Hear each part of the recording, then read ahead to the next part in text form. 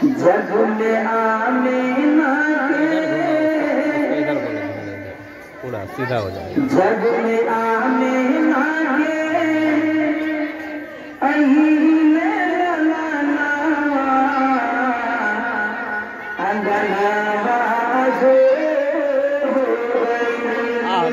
माशाअल्लाह। जग में आमीना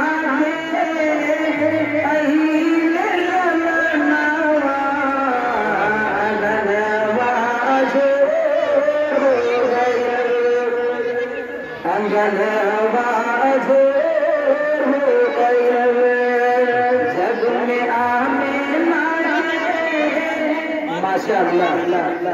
इसके मतलब समझ में आ रहा है कि आप लोग भोजपुरी ज्यादा सुनते हैं, नहीं? भोजपुरी भाषा समझ जाता है तो पहले बोलना चाहिए, मैं भोजपुरी नहीं सुनाता आपको। माशाअल्लाह। जग में आमीना के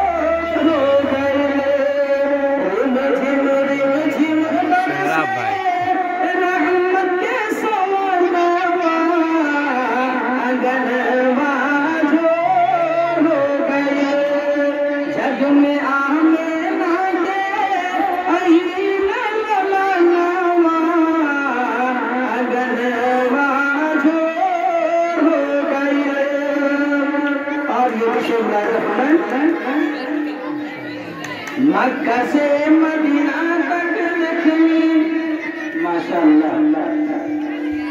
मक्का से